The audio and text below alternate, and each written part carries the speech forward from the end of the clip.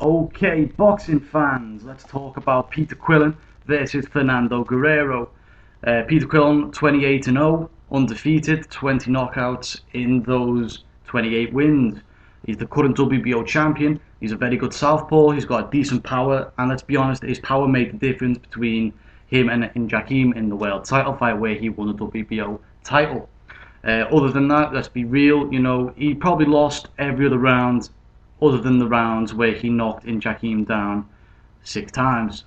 2 times in each of the 4, the 6 and the 12, and they were obviously 10-7 rounds. So you take that up, he won 1 or 2 rounds other than that, but really it all made a difference. The knockdowns really did make a difference, so his power is a difference maker in boxing.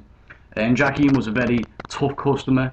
He was very game. He didn't want to lose his title, as you could tell that. So I'll give credit to both boxers for that. Good win for Peter Quillin. He's got other notable victories against Craig McEwen, a very good Scottish middleweight. Jesse Brinkley also, and Winky Wright, very good boxer, and people say Hall of Famer, but I don't really believe that, to be honest. Other than that, what else can we say about him? This is his first defence. On paper, it looks like a decent opponent. Let's look into that. 25-0 is Fernando Guerrero. No, he's not. He's 25-1. Fernando Guerrero. 19 knockouts out of his 25 victories, and that single defeat coming by way of knockout. At first glance, he's got a very good KO ratio, as you can see. Only 1 defeat in 26, and that was actually at a weight that he doesn't usually fight at. So maybe he was weight trained, maybe he wasn't, who knows. But it's an excuse he can bring up should it come up in conversation. Looking through his career, his opponents have not been world class. I have to admit that. They average out, if you do some math, at 13 wins to 7 losses altogether. So mostly you'd say he's been fighting at the middle tier of American domestic scene. Not to mention that this is his first real undefeated fighter he's fighting against, and it seems to be his first world class opponent as well. Is this too much of a big step, or is he going to up his game enough to really put on a show and push Quillin the whole way, and maybe even take the title?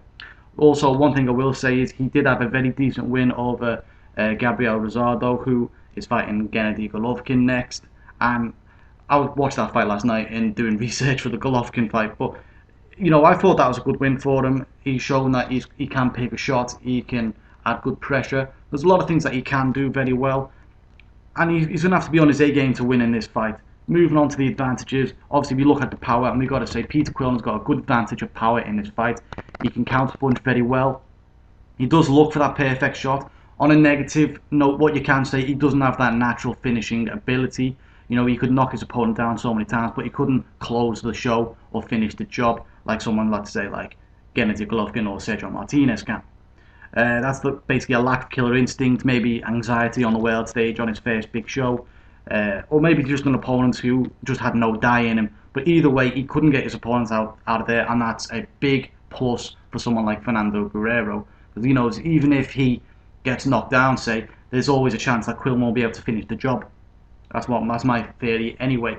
You look at the speed, and I was looking at this and I was thinking Peter Quillin, but I'm not too sure about that now. I'm really not too sure.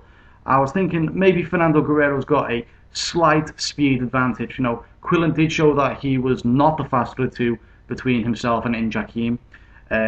He was definitely the more powerful, however. That's a very good thing. He didn't have the better footwork, he didn't have the better movement, I guess you can say, or hand speed, everything like that, anything to do with speed, he was always behind Jakim. When I was looking at Fernando Guerrero last night, I did see quite some decent speed in his game, and that is something that I'm going to say he can have over Quillin in this one, because Quillin is not a world beater in terms of speed. I'm getting informed.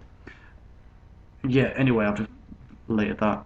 So anyway, looking at the movement, and I've got to point that out, I'm not too impressed with the movement from Peter Quillin. He does not move very well. He doesn't react well to movement. If a guy shows him adverse angles, he doesn't react well. He doesn't react well to slickness, and he doesn't react well to people who he cannot time perfectly. You see what I mean? If you look at the 160 rankings, however, let's be real, there's only 1 or 2, maybe 3 opponents who therefore will give him big issues. Okay? And I count that myself, as Sergio Martinez will give him issues. Maybe, and this is just maybe, that Dmitry Pirog will give him issues, and Gennady Golovkin would give him all types of trouble. just because of the different types of angles that they all come in, the footwork that they have. Stuff like that will give him big issues, and it would be very wise for Golden Boy to sidestep those challenges for the time being, in my opinion. But other than that, I've got to say, I've got to get into how I see this fight going. This is a good fight, actually. I've really come to think this is a good fight.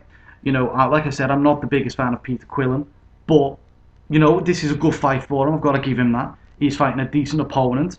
This opponent will make him look good, I think.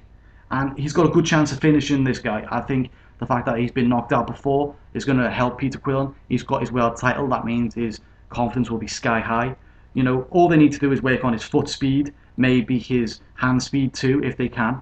And also, maybe try and work on his finishing ability. And then this guy could be a world beater. Other than that, who else is there that he can fight at the division next? Well, it's a good division. We'll have to wait and see. Maybe you can tell me who you'd like to see him fight.